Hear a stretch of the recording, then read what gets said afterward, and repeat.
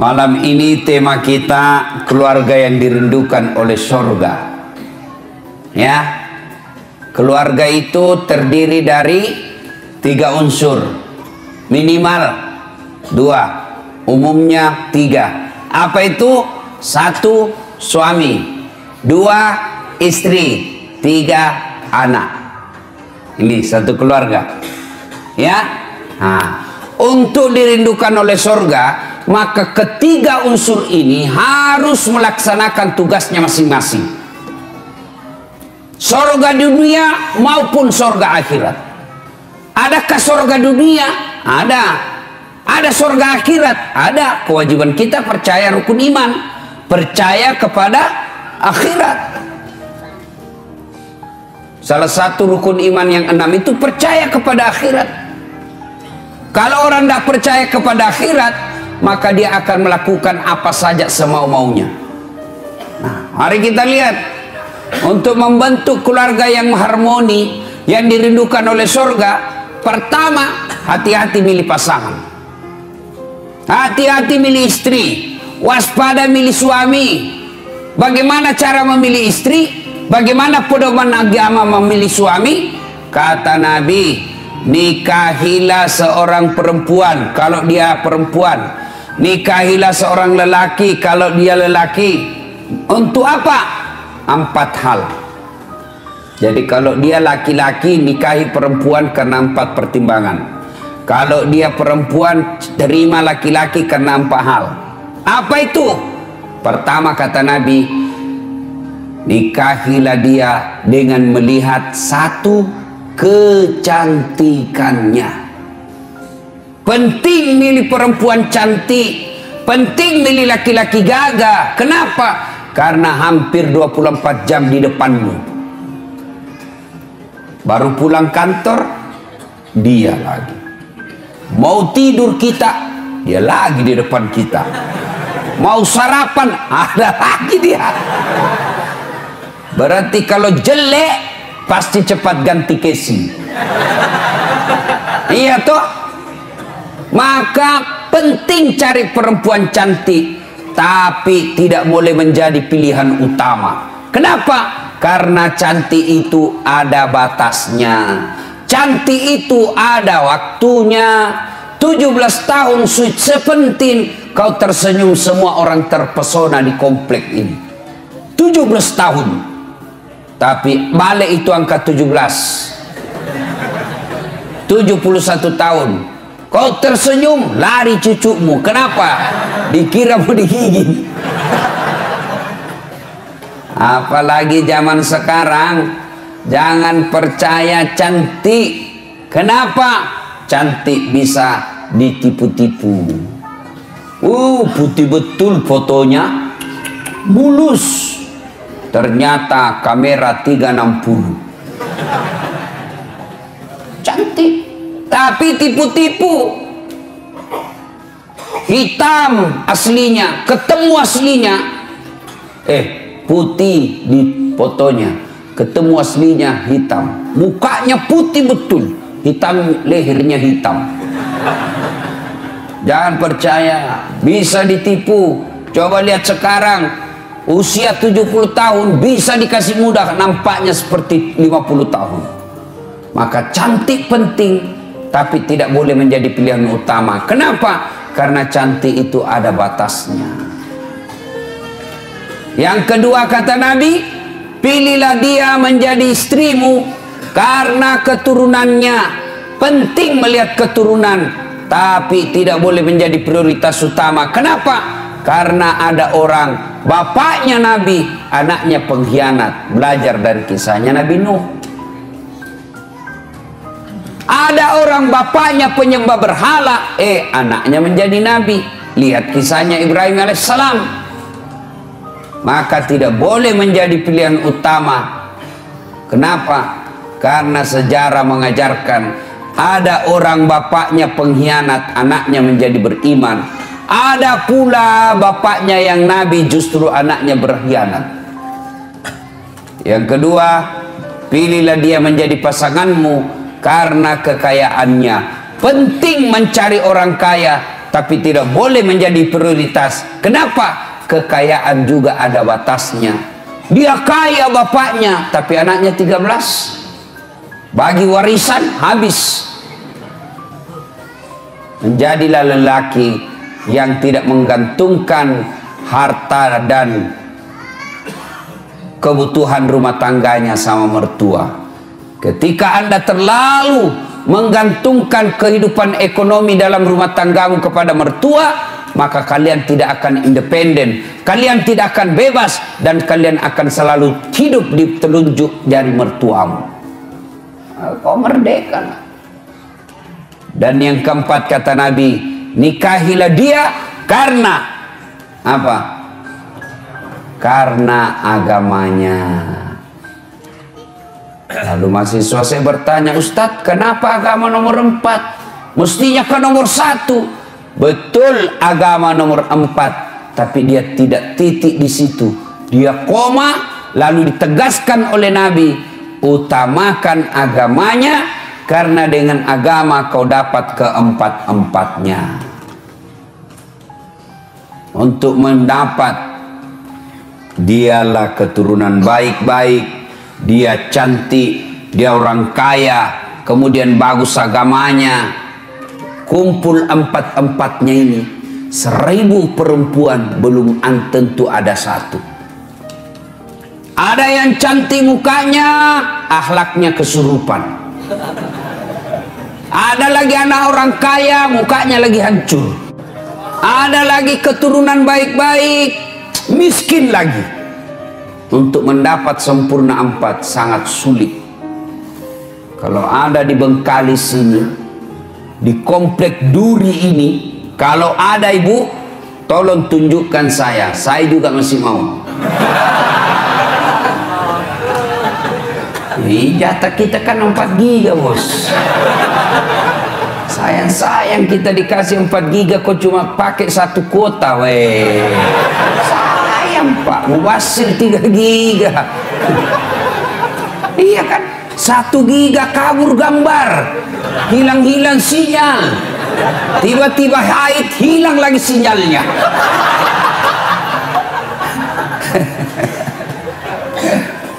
Nah itu dulu ya, agamanya baik-baik, utamakan agama. Adik-adik cewek, kalian kalau sudah ada yang melamar, kau lihat dia rajin berjamaah, tutur katanya sopan, ya sudahlah, meskipun dia kerjanya belum jelas, tapi kalau sholatnya sudah jelas, kau terima itu.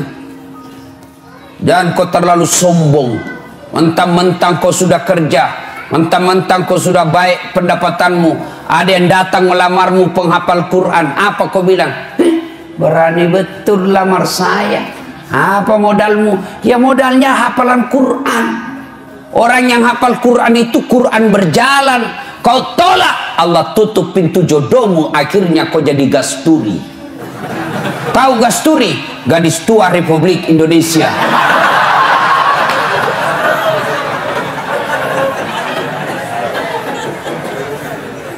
Bapak-bapak, nih bapak-bapak yang punya anak gadis, jika kalian menemukan lelaki yang akhlaknya baik, agamanya baik, kau terlalu takabur dan sombong kalau kau menolak orang-orang yang baik agamanya. Rezeki Allah yang ngatur. Jangan kau jadikan bahwa orang nanti bahagia dalam rumah tangga kalau banyak duitnya. Kalau duit yang membuat orang bahagia, semestinya tidak ada orang kaya yang berantakan keluarganya. Kalau gara-gara duit orang bahagia, mestinya tidak ada orang kaya yang bercerai. Tapi buktinya berapa banyak orang kaya akhirnya berujung perceraian. Kenapa? Karena dia tidak temukan kebahagiaan dalam duit. Saya bilang sama istriku, tidak usah kau cemas soal duit.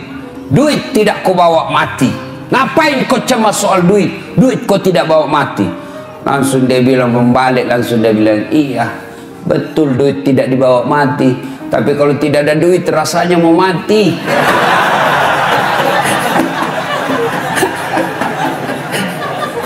Salatullah salamullah ala toha salatullah salamullah ala yasin. Alhamdulillah. Kalau mau keluarga bahagia yang dirindukan oleh surga, mulailah dari memilih pasangan. Keturunan baik-baik juga harus kita lihatnya, tapi tidak boleh menjadi prioritas dan menjadi ukuran yang mutlak. Tapi yang kata Nabi, utamakan agamanya. Kalau agamanya baik, meskipun mukanya tidak cantik, tapi akhlaknya yang baik, maka memperbaiki rasa wajah dilihat. Ya, yang paling sial jelek, keturunan pencopet, akhlaknya hancur, miskin, tak tahu pula ngaji. Alhamdulillah min zalik. Mudah-mudahan tidak ada seperti itu jodoh kita, Pak. Ya, kalau ada yang senang anak gadisnya, Pak, tanya agamanya baik atau tidak. Gimana cara melihatnya? Gampang. Gimana caranya? Ada anak kita yang senang, panggillah dia jam 5. Nah, kau datanglah jam 5 sore ya. Ya om, datanglah di jam 5. Cerita, masuk maghrib, suruhlah asan. Kau asan nak, sudah masuk maghrib, mulai pucat itu.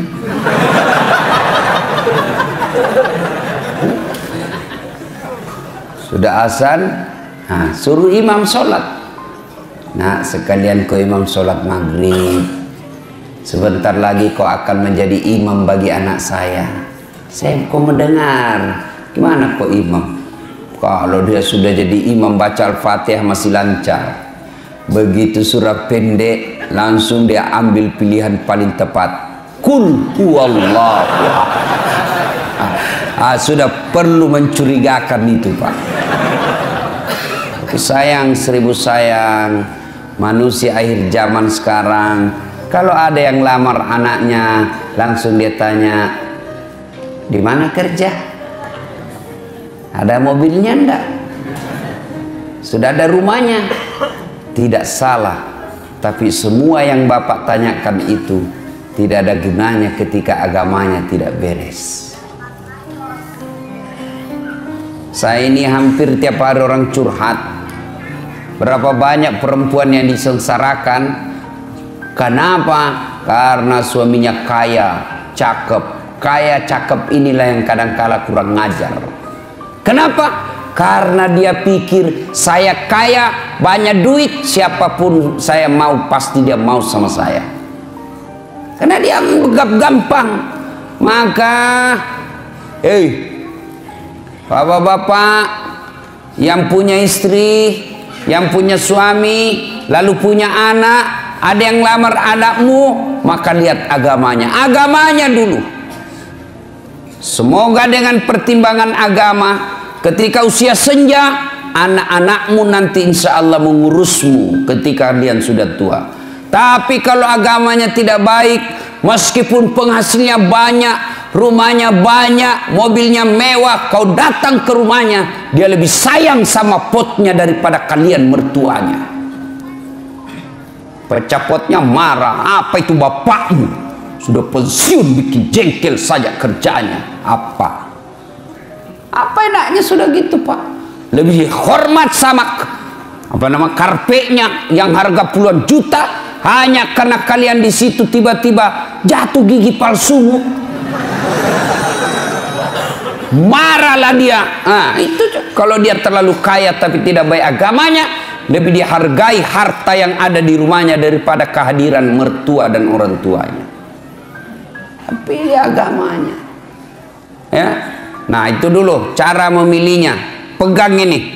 Adik-adik yang belum menikah, itu pegang itu 4. Lihat agamanya, utamakan itu. Bagaimana kami yang sudah punya istri, Ustaz? Nah, Bapak boleh evaluasi ulang. Ya, kalau berani. Ibu-ibu mau masuk surga ibu? Mau ibu? Bukan cuma mau surga, dirindukan oleh surga ibu. Mulai cemas ibu-ibu dulu. Gimana caranya ibu? Suruh suami kawin lagi. Oh, langsung dia bilang, banyak jalan menuju surga Ustaz. Memang banyak, tapi macet. Ini jalur pintas, tidak perlu kau tahajud tiap malam. Dia bilang sakit hati sih Ustaz, berat Ustaz. Memang ibu sakit hati sebab hadiahnya surga. Kalau tidak sakit hati, hadiahnya kipas angin. Ya, berikutnya suami harus tahu tanggung jawab kepada istri. Istri harus tahu tanggung jawab kepada suami. Anak melaksanakan kewajibannya kepada orang tua melaksanakan kewajibannya kepada anak. Ada sudah nikah. So, pertama kewajiban istri. Nah, ibu-ibu mau menjadi istri yang soleha? Mau ibu? Kenapa cuma 17? Mau ibu?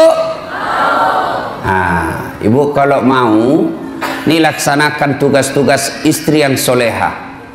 Istri yang soleha itu selalu saya rumuskan menjadi satu kata.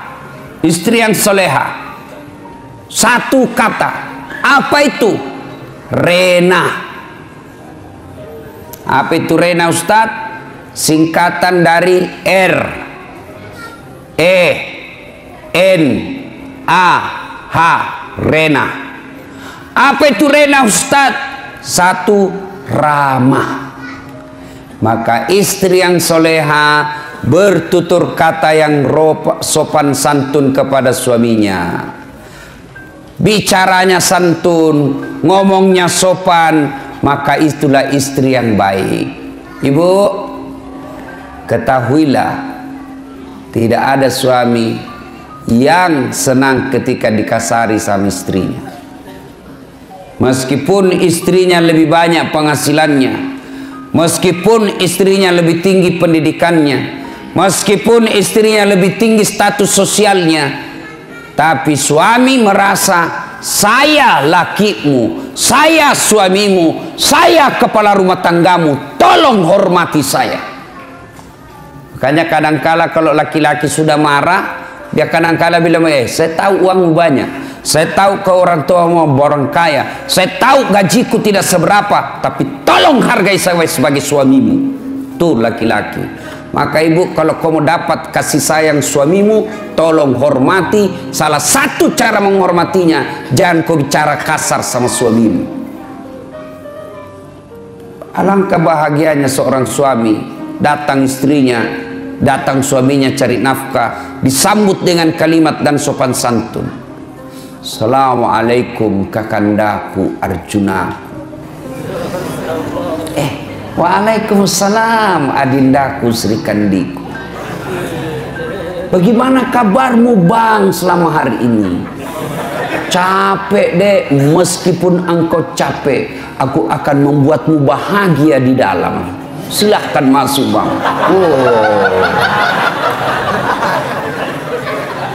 Ini tidak, kita baru pulang muka cemberut. Baru datang suaminya langsung dituju. Dari mana kau terlambat lagi nih? Tadi saya telepon kau tidak mau. Dari mana kau? Bagaimana kita tidak cepat mati?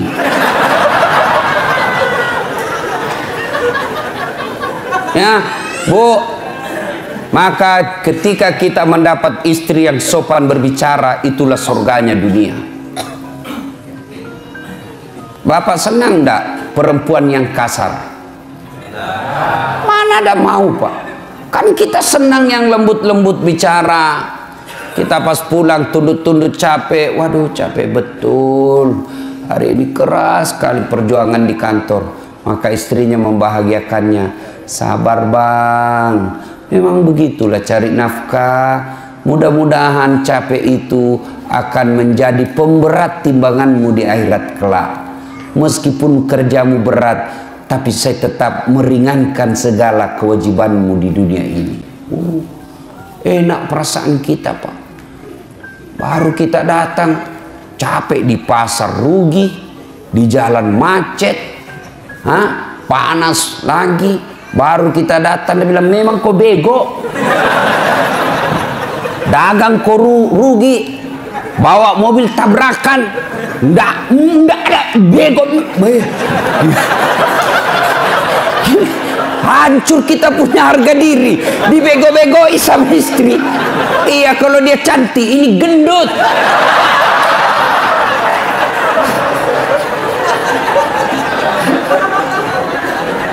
Ya,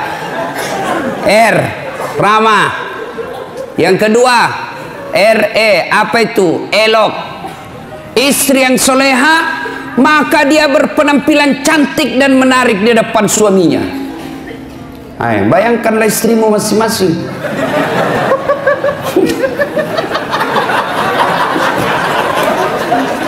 Cantik dah kalau kau di rumah. Oh, saya lihat perempuan akhir zaman sekarang. Kalau dia mau pi pengantin, cantik memang, Pak. Oi, harumnya itu masih kita 2 meter sudah tercium. Walisnya di racing.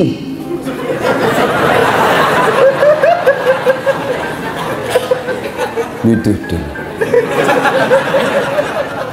Saya lihat tuh di Facebook perempuan sekarang banyak yang palsu, Pak. Alisnya tebal, palsu. Bibirnya merah, palsu. Pipinya kebiru-biruan, palsu. Matanya biru, palsu. Giginya rapi, palsu. Pantatnya gabus.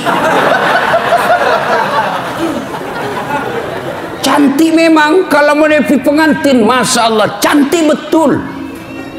Harum, klimis. Tapi kalau mau tidur sama suaminya, la haula wala quwwata illa billah.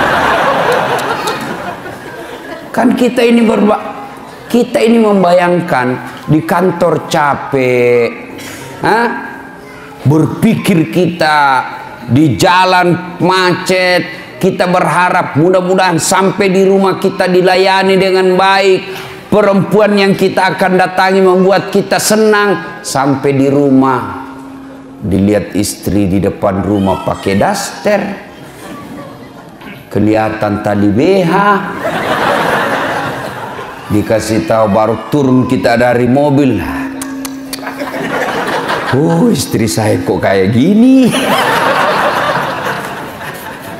Iya tuh, ditegur, kelihatan itu tali BH-mu, dilihat semua orang. Apa dia bilang? Jangan lihat BH-nya, Pung.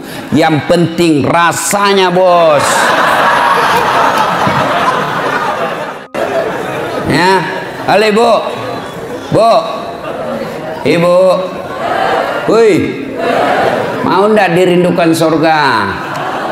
Maka ketika kau tidur berpakaianlah yang cantik. Itu dalam sebuah hadis Nabi jelaskan, malaikat mendoakan wanita, misalnya ibu dandan nih, dandan sebelum tidur, maka malaikat mendoakan sepanjang tidurnya ibu, ya Allah, rahmati wanita ini karena dia berdandan untuk menyenangkan hati suaminya. Itu didoakan sepanjang malam. Ayo ibu terpraktek sebentar. Mau tidur kau seksi sebentar. Kalau perlu pakai baju renang.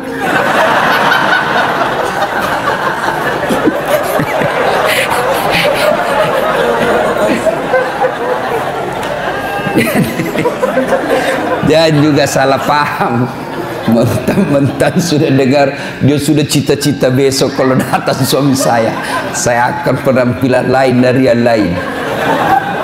Dia pakai pantopel, pakai rok mini-mini, baju sempit, dia kuncir 3 rambutnya.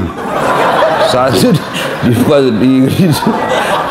mau datang suaminya, astagfirullah, kesurupan istri. Ayo, tapi wanita yang dandan untuk menyenangkan hati suaminya itu ibadah. Bahkan wanita soleha itu kata Nabi, mereka yang ketika dipandang oleh suaminya menyenangkan hati suaminya. Tapi sayang perempuan kita sekarang Pak, terbalik. Dia mau tidur seadanya. Begitu dia mau keluar rumah, mau menyenangkan hati suaminya orang, berdandan, pakai baju baru. Siapa yang cicilkan bajumu, Bu? Hah? Oi! Jangan ketawa, saya serius ini. Siapa yang cicilkan baju di rumah? Suami. Siapa yang belikan kalian baju? Suami. Lalu kenapa kalian ketika mau tidur kalian pakai seadanya? Ini wanita akhir zaman. Mau menyenangkan hati orang ketika mau pesta, mau pergi arisan dia cantik, mau pergi keluar cantik, tapi giliran mau tidur sama suaminya pakaian seadanya. Bukan begitu yang diajarkan oleh Nabi. Pakailah, pakai parfum ketika mau tidur, pakai sikat gigi. Nggak ada parfum, kau cari itu pengharum ruangan.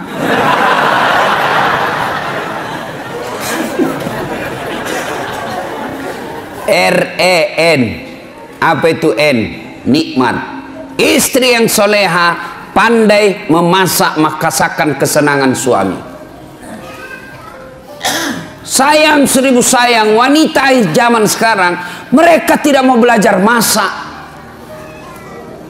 Mereka tidak mau belajar masak. Perempuan-perempuan dulu ketika mau menikah dipanggil sama calon mertuanya, nak sini kau nak, itu calon suamimu, anak saya dia paling senang sayur kangkung. Besok dia marah, nih begini caranya, ini yang kau bikinkan, ini maksakan kesenangan anak saya. Dan itu memang ibu-ibu dulu itu dia tahu semua masakan kesenangan anaknya. Ibu saya itu di kampung, dia bisa bedakan itu. Oh, kalau anak saya yang pertama itu ini dia senang, itu anak saya yang ini dia senang ini. Dia tahu semua masakan kesenangan. Maka istri yang baik, maka dia tahu masakan kesenangan suaminya. Tidak bisa tiap hari, ya sudahlah sekali sebulan. Ketika kau sudah terima honornya suamimu, kau masaklah yang dia senang suamimu. Telepon suamimu, bang, jangan makan di luar, saya masak spesial hari ini buat abangku sayang. Itu kan enak. Kita mau pulang tiba-tiba masuk WhatsApp, bang, jangan makan di luar ya bang, hari ini saya masak spesial buat abangku. Sebut aja mau makan apa hari ini, tenangkan perasaan. Dan itu laki-laki Bu, kalau kau SMS begitu, dia kasih lihat sama temannya di kantor, hehe, lihat istriku, istri yang soleha. Iya kan Pak? Tapi apa Bapak pernah di WhatsApp seperti itu? Paling di WhatsAppnya, jangan lupa singgah telur bang. Sebaik kalau telur, ini pembalut disuruh kita beli Pak.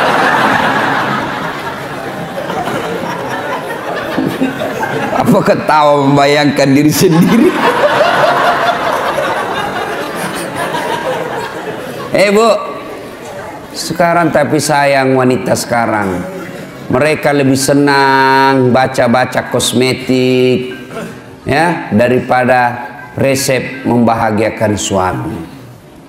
Dan kita juga Pak, kalau istri di rumah masak, hargai masakan suami. Istri, itu istri paling emosi kalau dia sudah masak serius lalu bapak tidak kasih pujian. Membahagiakan istri itu memuji masakannya. Bahkan dari semua jenis bohong, satu bohong yang boleh bahkan berpahala ketika bapak bohong. Apa? Bohongnya seorang suami untuk membahagiakan istrinya. Boleh. Contoh, tiba-tiba istri kita hijrah, bertobat, lalu dia baca ceramah, nonton ceramah Ustadz Dasat. Salah satu kewajiban istri memasak masakan kesenangan suami. Kalau dia pergi lama masak, dia naik gojek lah pergi pasar, ya 1 jam dia keliling itu pasar untuk mencari yang paling murah. Perempuan kan begitu Pak, hobinya nawar. Beda 5.000 dia keliling pasar itu. Sudah, sampailah di rumahnya, panaslah dia masak, dia sambil baca buku resep. Dia belajar. Begitu datang suaminya, senanglah dia, wah masakan spesial ini. Begitu dicoba suaminya, langsung dilistrik. Kenapa bang? Enak betul. Barusan saya dapat masakan seperti ini, nyaman. Bapak boleh bohong seperti itu. Bahkan bapak akan menghancurkan perasaannya istri ketika bapak terlalu jujur waktu itu. Goblok, beleng-beleng lu. Hancur perasaannya perempuan. Coba ketika itu bapak terlalu jujur waktu itu, bagaimana hancurnya perasaan istri. Maka ibu-ibu belajarlah memasak. Ya. Sekarang ibu-ibu malas masak Pak. Dia lebih senang GoFood. Tidak tahu kalau di sini apa ada itu ya, makanan dibeli semua. Kalau kota-kota besar Pak, semua dibeli. Sambal terasi pun yang sudah diulek-ulek dibeli Pak, 10.000. Semua dia beli. Lalu ibu bertanya, Ustadz, dosa enggak? Saya bilang selama suamimu ridha, tidak keberatan, tidak berdosa. Tapi ingat, tidak ada pahala yang bisa kau kumpul untuk masuk surga. Tidakkah ke pasar berkeringat itu pahala? Tidakkah mengulek-ulek itu kalian capek pahala? Tidakkah anda ibu memasak itu pahala? Ketika proses itu tidak kita alami, proses membeli ke pasar, proses mengupas, proses memasak, proses menggoreng, tidak ada semua proses itu, maka tidak ada pahala yang kalian dapat. Dan ketika pahala anda tidak ada, maka apa harapanmu masuk ke dalam surga? Apakah orang masuk surga karena tidak punya dosa? Ibu-ibu, apakah orang masuk surga karena tidak punya dosa? Kalau orang masuk surga tidak punya dosa, maka tidak ada isinya surga kecuali Muhammad sallallahu alaihi wasallam. Hanya satu manusia yang tidak punya dosa, dialah baginda kita Muhammad sallallahu alaihi wasallam. Kalau kita ini nih muka-muka penuh dosa semua ini Pak. Lalu kenapa orang bisa masuk surga? Ketika ditimbang pahalamu dengan keburukanmu, timbang punya timbang, ternyata lebih banyak pahala kebaikanmu daripada dosamu, akhirnya kau masuk surga. Itu sebabnya. Maka ibu-ibu, memasak adalah pahala. Maka mulai besok masaklah. Apa hebatnya kalau ibu memasak? Apa hebatnya kalau ibu-ibu memasak di rumah? Satu, jelas halalnya. Ibu masak jelas halalnya. Masakan di luar belum tentu halal. Ayam potong, hati-hati. Banyak ayam potong yang mungkin bangkai.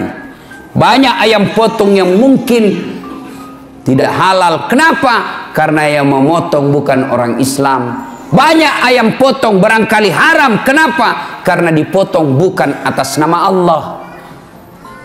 Pernahlah saya melihat orang ayam potong Pak. Dia potong ayam, enggak dia baca basmalah. Kan itu kalau orang potong ayam 1 ekor 1 basmalah. Bismillahirrahmanirrahim. Ambil lagi Bismillahirrahmanirrahim. Ini penjual ayam potong, dia potong ayam 30 Pak. Dia cuma bilang Bismillahirrahmanirrahim kali 30. Tidak boleh bos, satu ekor 1 bismillah. Hai bapak saudara-saudara sekalian, RENA. Sekarang A, apa itu A? Anggun, istri yang soleha, cerdas. Ibu-ibu belajar. Kalau ibu tidak belajar, siapa yang didik anak? Ibu bahkan repot ketika ibu tidak punya pendidikan agama. Bagaimana cara mentransfer ilmu agama ke anak kalau tidak ada yang kita transfer?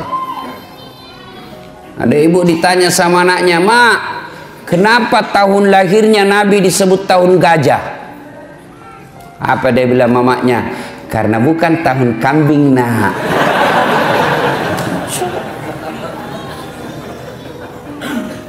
Ilmu ibu untuk mendidik anak.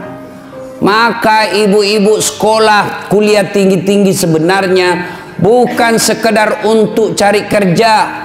Ibu-ibu jadi dokter, jadi sarjana, jadi magister, bukan sekedarnya untuk status sosial semata, bukan untuk mempermudah dapat kerja, tapi yang lebih utama ilmu yang ibu dapat di kampus, ilmu yang ibu dapat di uni perkuliahan, tujuannya apa? Untuk mendidik anak-anak di rumah. Jangan lagi berkata, "Wah, rugi saya sekolah tinggi-tinggi tidak jadi pegawai." Tidak ada ruginya menuntut ilmu. Ilmu yang kita dapatkan di bangku kuliah, insya Allah kita akan tiriskan ke anak-anak kita. Harus belajar. Ibu juga kalau tidak belajar, dibodoh-bodohi sama suami. Suaminya alasan rapat, ternyata pergi merapat. Itu kalau ibu beleng-beleng. Yang kelima, istri yang soleha punya sifat H. Apa itu H? Hemat, pandai mengatur, memanajemen, mengelola keuangan keluarganya. Karena berapa banyak laki-laki akhirnya berurusan dengan aparat hukum dan dihina dan dipermalukan masuk penjara gara-gara apa? Istrinya tidak mensyukuri penghasilan suami. Apa kek kau sikat di kantor, Pak? Apa kek? Masa ini kita sudah 5 tahun menikah tidak pernah aku belikan saya emas? Malulah suaminya. Akhirnya apa? Menyalahgunakan jabatan, ketangkap polisi. Gara-gara apa? Istrinya tidak mensyukuri apa yang Allah berikan kepadanya. Ibu, dengar ini. Semua laki-laki ingin membahagiakan istri. Semua kami laki-laki ingin memberikan apa yang diinginkan oleh istri. Belikan emas, belikan kamar yang baik, kasih sesuatu yang apa yang dia mau, kasih intan berlian. Tapi apa boleh buat? Rezeki dari Allah, bukan kita yang ngatur, tapi Allah. Sama jenis kerjaan kita, sama pekerjaan kita, sama kantor kita, tapi demi Allah rezeki kita masing-masing beda. Ada 3 kewajiban Allah, ada 3 hak Allah yang tidak boleh dicampuri oleh manusia. Itu rahasia Allah, itu menjadi hak prerogatif Allah, tidak boleh manusia campuri. 3, apa itu? Jodoh. Ini rahasia Allah. Biar kalian mau sekali, kalau bukan jodoh tidak jalan. Pacaran 11 tahun tidak jodoh, tidak masuk. Tapi kalau jodoh baru kenal 2 bulan, jodoh ditangkap hansip kasih nikah.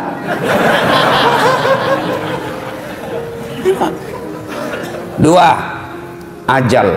Kalau sudah tiba saatnya, tidak bisa diundur dan tidak bisa dimajukan. Itulah ajal. Yang ketiga, rezeki. Rezeki ini Allah yang ngatur. Bapak ibu tidak usah cemas. Allah yang tentukan rezeki kita. Maka ibu, berapa penghasilan suamimu? Selalulah ucapkan alhamdulillah. Bang, jangan menghalalkan segala cara, bang. Saya istrimu, berapapun yang kau dapat, berapapun yang kau bawa ke rumah, saya ikhlas dan akan menerimanya dengan senang hati. Karena memang itulah rezeki yang Allah sudah tentukan untuk rumah tangga kita. Tenang kita suami. Nah, itulah jadi istri yang soleha. Ibu mau tahu lagi rahasia suami supaya dia tidak marah? Selain hargai dia, jangan bicara kasar, urus anaknya dengan sebaik-baiknya.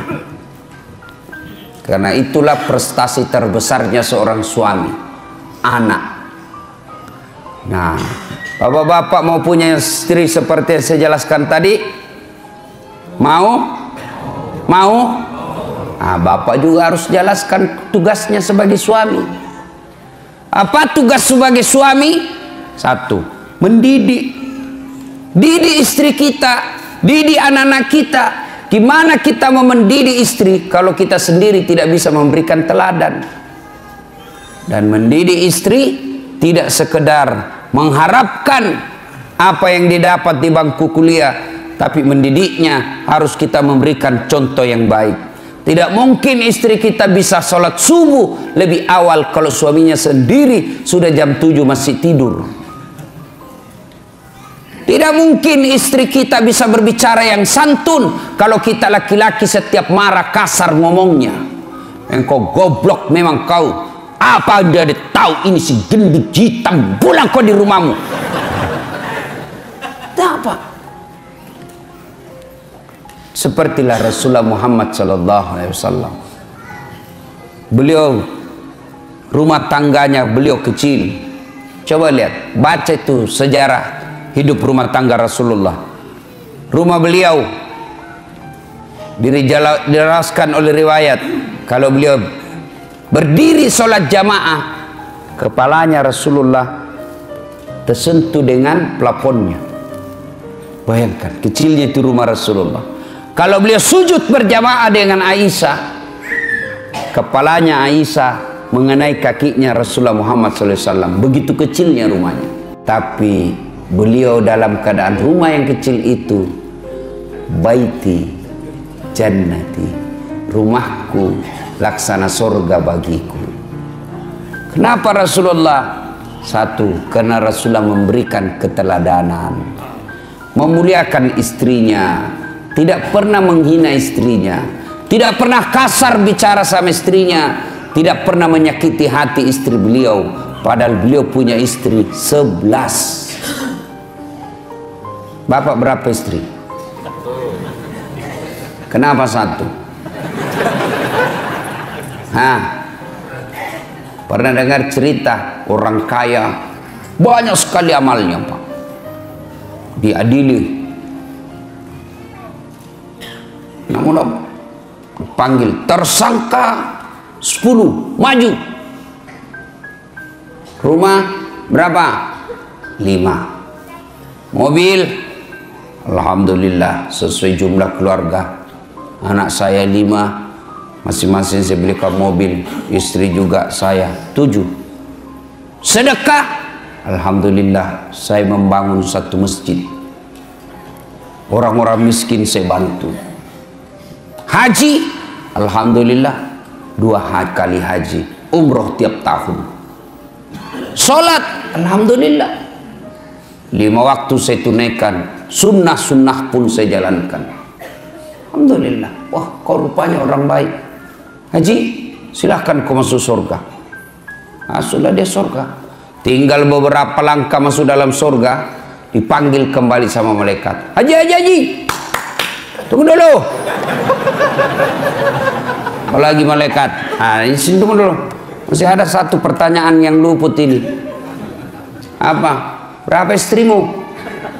1. Kenapa cuma 1? Kau kuat banyak duit, rumahmu saja 5, mobilmu 7, banyak uangmu, kenapa 1? Saya takut sama istriku Tuhan. Ini pelanggaran besar. Kau lebih takut sama istrimu daripada Tuhanmu. Ini syirik, masuk ke neraka. Makanya bapak-bapak hati-hati, Pak. Marah ibu-ibu di belakang.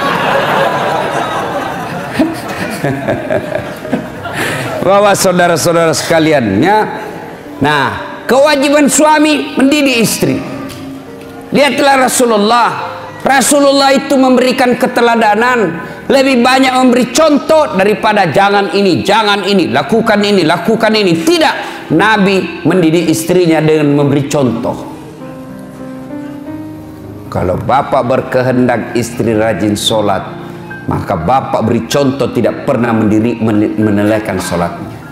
Kalau bapak mau berharap istri sopan kepada bapak, maka bapak yang lebih utama dulu memberi contoh sopan kepada istri. Rasulullah berapa istrinya? 11. Dari 11 itu, Pak, tidak pernah satupun yang mengatakan Nyesal saya menikah sama kamu Muhammad. Rugi saya nikah sama kamu. Rugi. Tidak. Padahal bapak pun tahu 11. Bapak cuma satu punya istri. Menderita lahir batin. Nabi lelaki romantis. Nabi baca itu buku Barsanji. Dijelaskan dalam kitab itu, Nabi sendiri yang jahit pakaiannya, Nabi sendiri yang sediakan sarapannya, Nabi sendiri yang bersihkan tempat tidurnya. Coba bayangkan, Nabi kekasih Allah, manusia paling mulia, yang namanya selalu digandengkan dengan namanya Allah, tidak malu cuci pakaiannya sendiri, menjahit bajunya, membersihkan tempat tidurnya. Mana ada laki-laki seperti itu di sini? Itu Nabi, Pak. Kita mentah-mentah baru security. Gengsi bersihkan tempat tidur. Tolong hargai saya. Saya security.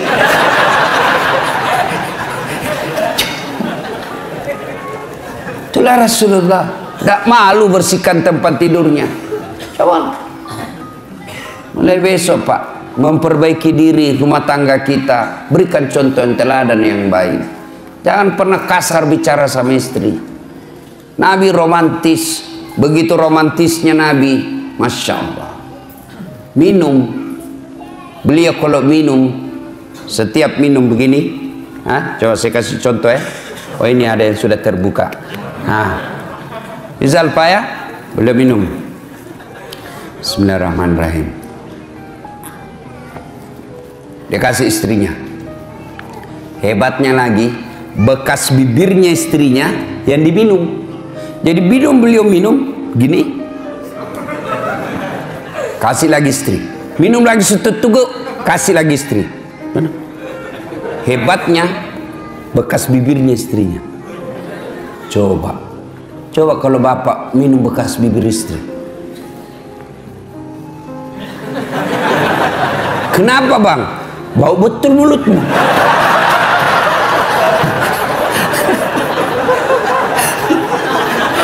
Salatullah salamullah ala toha Rasulillah. Salatullah salamullah ala yasir habibillah. Alhamdulillah. Berikutnya, sudah punya suami, punya istri, hamil, melahirkan anak. Kewajiban bersama antara orang tua kepada anaknya.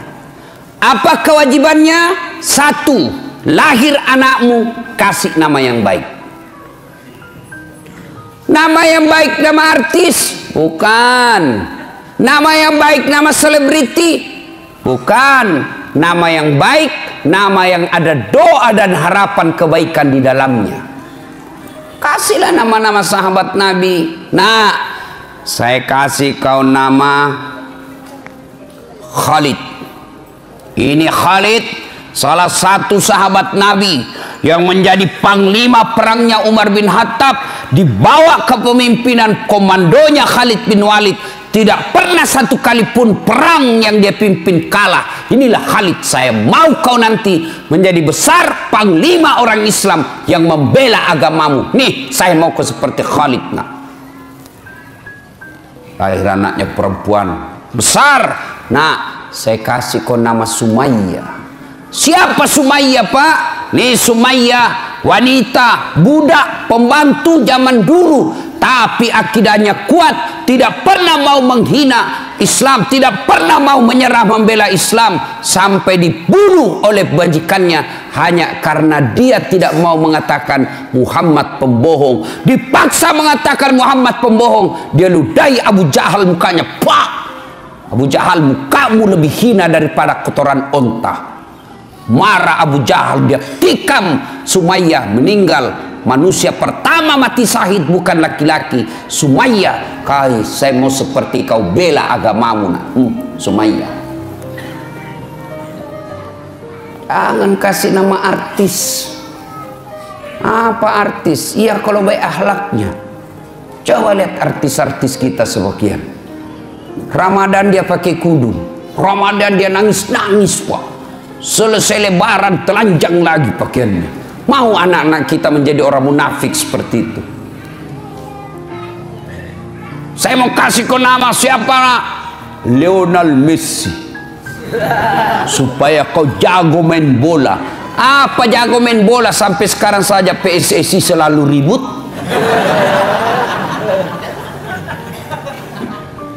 Kasih nama-nama baik-baik Pak. Jangan lagi berkata apa arti sebuah nama. Bayangkan seandainya tidak ada nama semua di sini Pak. Terutama kalau pilih caleg. Gimana memilih caleg kalau tidak ada namanya? Pilih saya siapa anu. Pilih saya siapa anu. Ini repot Pak. Nama adalah simbol dalam ilmu komunikasi. Begitu Bapak dengar nama Dasat Latif, pasti apa yang ada di benak Bapak? Oh, Ustaz beleng-beleng. Ya kan? Itu simbol. Simbol.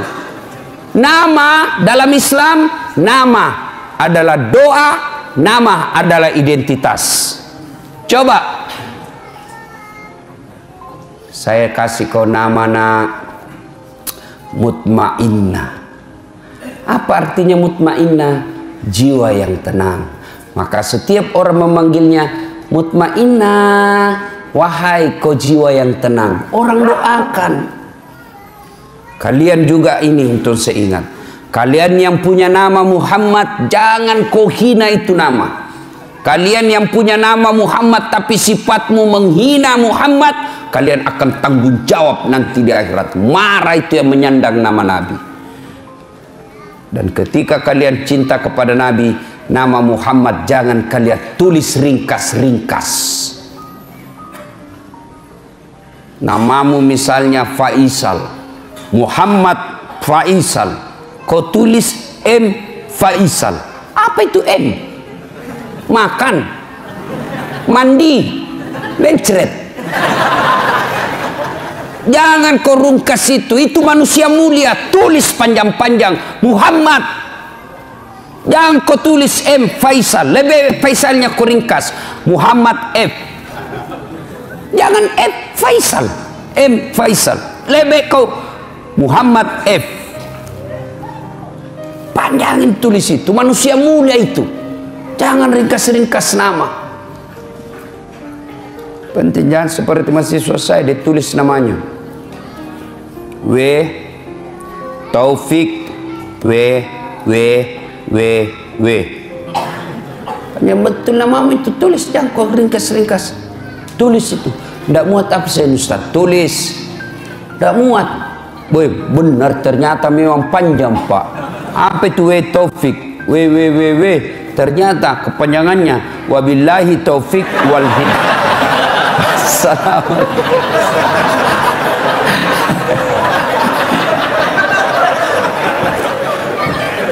Dua, nama adalah identitas. Satu, nama adalah doa.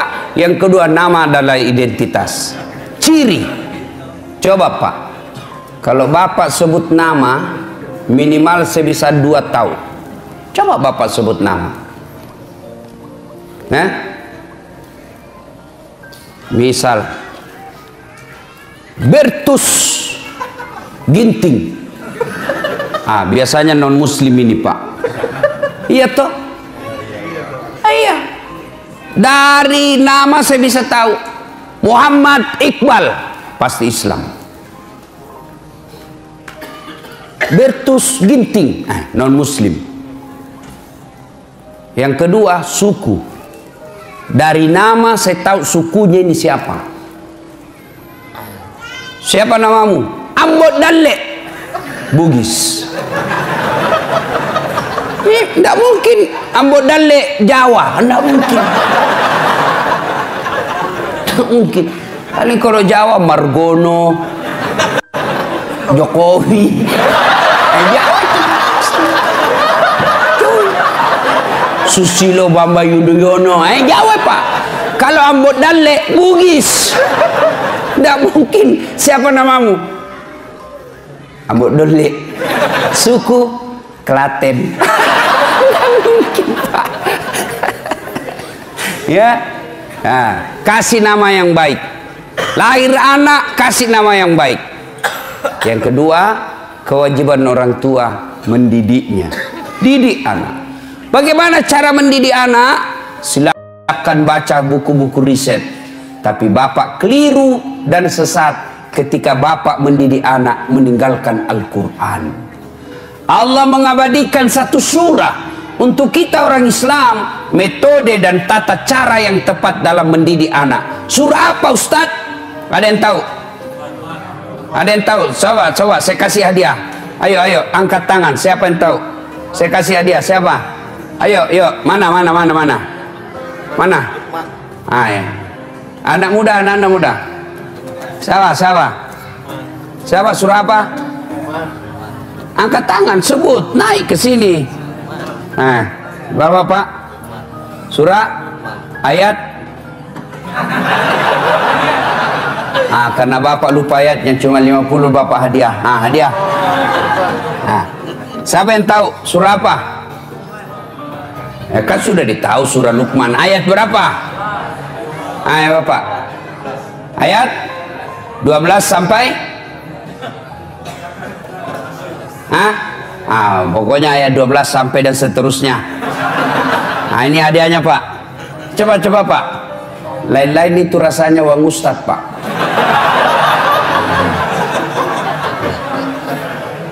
Ya. Tapi ada anak muda yang bisa? Ya, ada. Surah berapa? Luqman ayat 12 sampai kau bukalah supaya Bapak berhenti penasaran, buka nanti mulai dari surah Luqman ayat 12 dan seterusnya.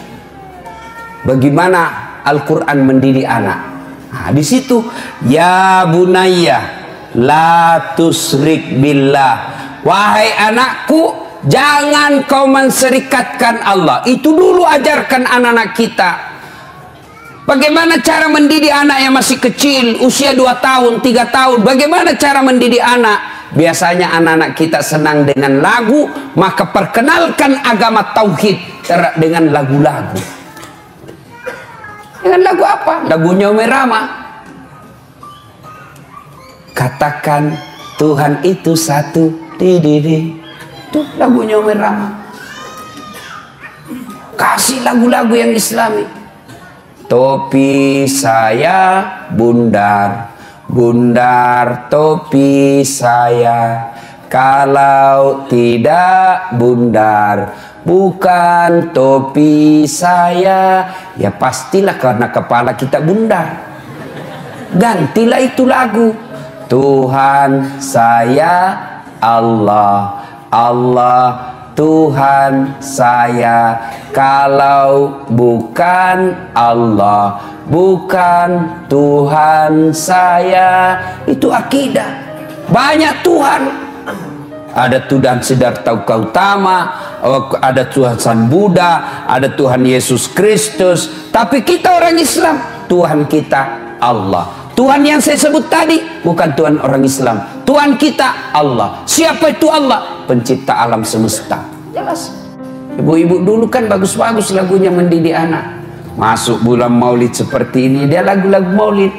Pada zaman dahulu kala, pada zaman jahiliyah, lahirlah seorang Rasul yang terakhir dan mulia.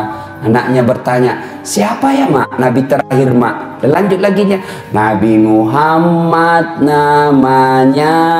Terus siapa nama ibunya mak? Siti Aminah ibunya. Bapaknya siapa mak? Abdullah nama ayahnya.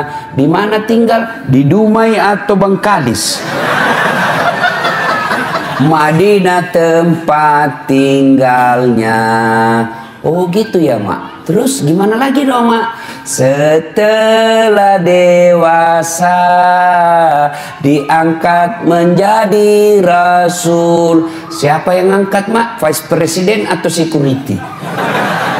oleh Allah yang kuasa. Allah itu siapa, Mak? Pencipta alam semesta. Itu dulu tuh ibu-ibu dulu. Masuk lagi bulan Rajab, bulan Isra Mi'raj, lagu lagi. 27 Rajab Nabi Muhammad diisrakan dari Masjidil Haram ke Masjidil Aqsa. Tuh ibu-ibu lagu dulu. Begitu suaminya sakit-sakit dan tua-tua, dibelai-belai rambutnya sambil menyanyi lagi. Bila Israel.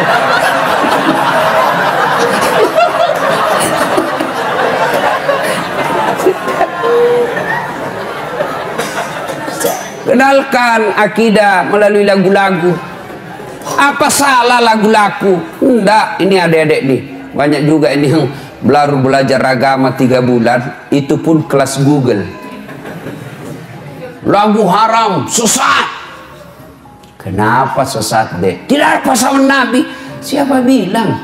Nabi ketika hijrah dari Makkah ke Madinah, sampai di Madinah kan disambut dengan lagu.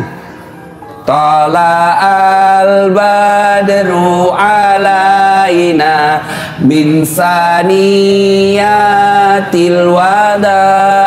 Itu kan lagu. Jadi lagu itu tergantung redaksinya. Kalau lagu maksiat ya haram. Kalau lagu-lagu dakwah ya boleh dong. Saya zaman kecil kan lagu-lagunya Merama saya hafal-hafal, Pak. Ebit GAD. Mungkin Tuhan mulai bosan melihat tingkah kita yang selalu salah dan bangga dengan dosa-dosa. Bangga dengan dosa-dosa. Coba. Itu lagu-lagu dulu. Dari pintu ke pintu. Pengamen. Lagu-lagu dulu, Pak. Lagunya Merama kita hafal-hafal, Pak. Mengapa minuman itu haram? Karena merusak kepikiran. Itu lagu-lagu dulu, Pak. Sekarang lagunya anak-anak. Pulang-pulangku berbadan 2. Ya, Bapak saudara-saudara sekalian. Nah, mendidik anak kita, didiklah dengan akidah, sampaikan pendidikan akidah, mendidiknya. Nah, yang ketiga, memberi makan. Tugas suami lebih fokus kepada mencari nafkah.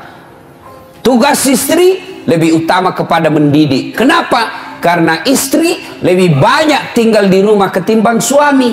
Suami lebih banyak di luar, istri lebih banyak di dalam. Apa tidak boleh istri cari nafkah? Boleh, tapi tujuan utamamu, tugas utamamu adalah mendidik anak. Tugas utama laki-laki cari nafkah. Karena cari nafkah lebih banyak di luar, maka tanggung jawab lebih utama mendidik anak kepada istri. Maka prestasi istri bukan menjadi ketua partai. Prestasi istri bukan sekadar menjadi ketua DPR, tapi prestasi istri yang terbesar dan sangat mulia adalah ketika anaknya dilahirkan menjadi anak-anak yang soleh dan soleha. Kenapa negara kita hancur seperti ini? Pilih lagi pejabat bikin gaduh. Kenapa? Salah satu sebabnya karena orang tua gagal mendidik anaknya. Coba kalau orang tua semua berhasil mendidik anaknya, maka dia akan mendapat anak-anak yang soleh dan soleha, anak yang taat beragama, akhirnya jadi pejabat yang taat beragama. Ibu bapak saudara-saudara sekalian yang saya hormati, memiliki keluarga yang dirindukan oleh surga tentu harus berpedoman kepada Al-Quran. Maka tidak boleh menyandarkan rumah tangga semata-mata karena dunia semata. Karena dunia ini, wa mal hayatud dunya illa mata'ul hurur. Dunia ini hanya tipu daya semata. Dunia ini tempat transit. Tujuan kita yang terakhir akan adalah sampai di akhirat. Maka Nabi mengajarkan, kejarlah duniamu seolah-olah kau akan hidup selama-lamanya. Tapi jangan lupa kejar akhiratmu seolah-olah kau akan mati besok. Maka berimbang. Dunia tempat untuk mengejar akhirat. akhirat adalah tujuan akhir kita. Jangan sampai terminal kita yang namanya dunia ini, tempat transit kita yang namanya dunia ini, kita menghalalkan segala cara, lalu kita melupakan tujuan akhir kita, yaitu akhirat. Maka keraknya neraka ditempati orang munafik. Innal munafikina fid-darkil asfali minan nar. Sesungguhnya tempat orang munafik itu ada di keraknya neraka. Siapa orang munafik? Ada 3 karakternya orang munafik. Dipercaya dia khianat, berbicara dia bohong, kemudian berjanji dia dusta. Nah, kita lihatlah ini. Waktu kampanye banyak janjinya, pilih saya, kalau kau pilih saya, telepon saya 24 jam. Begitu dipilih, dia ganti nomor HP-nya. Kau akan menjadi bahan bakar api neraka. Karena ada orang begitu, Pak. Kasihan, dia pikir dunia ini adalah tujuan akhirnya. Jadi pejabat-pejabat pengkhianat, jadi pejabat-pejabat yang korup, maka nanti di akhirat kalian akan setengah mati menghadapi azab. Kalau Bapak berdosa sama saya, Pak, satu aja Bapak tempati bertobat, datang saya maafkan, selesai persoalan. Tapi kalau Bapak menjadi pejabat, maka bukan cuma saya yang Bapak datangi semua pembayar pajak yang ada di Indonesia. Karena saya lihat kalau ada pejabat korup, janji bohong, ketawa-ketawa, nyengir-nyengir, saya bilang, tunggu sakaratil mautmu. Tunggu, kau mau kemana? Kau pasti ketemu sakaratil maut. Dan ketika tiba saatnya, kalau dosa kepada Allah, Pak, gampang tobatnya. Saya kalau lihat pejabat yang nakal, bajingan, mengkhianat, saya bilang, kok bikinlah kayak kau bikin. Kan Jibril kan pernah bernasihat sama Nabi, Muhammad, lakukan apa yang kau mau lakukan, tapi ingat pasti kau mati. Mau kemana? Nah, saya lihat itu pejabat, bikin saja, kau kemana, pasti kau mati. Itu aja harapan kita, Pak, didoakan dia cepat mati. Tidak usah kita ribut-ribut. Kau mau kemana, Pak?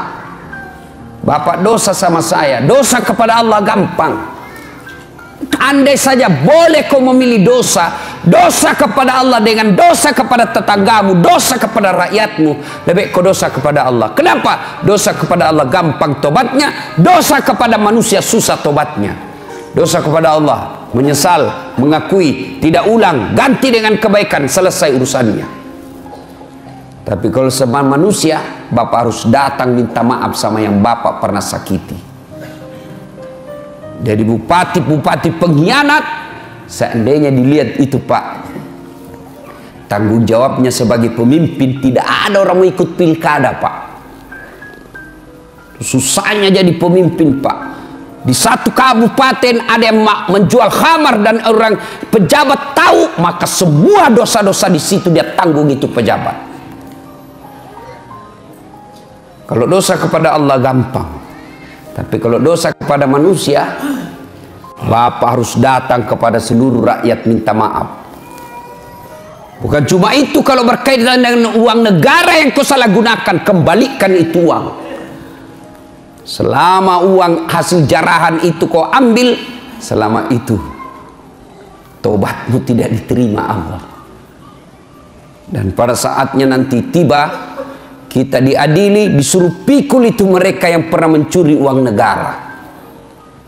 Misalnya pernah korupsi 2 miliar, disuruh pikul itu, Pak, 2 miliar. Kita lewat, ternyata rumahnya mewah, hasil rampok 2 miliar. Dia bilang sama siswaku, sedikit itu 2 miliar Ustaz, dikantongi aja kalau dolar Singapura. Saya aku bayangkan dolar Singapura, memang aku bisa kantongi 2 miliar dolar Singapura, tapi uang koin di situ uang koin 2 miliar, berapa karung kopi cilaka. Nah, ibu bapak, saudara-saudara sekalian, semoga Allah Subhanahu wa taala menjadikan kita penghuni surga, surga di dunia dan insya Allah surga di akhirat. Inilah tausiah kita, mudah-mudahan ada manfaat.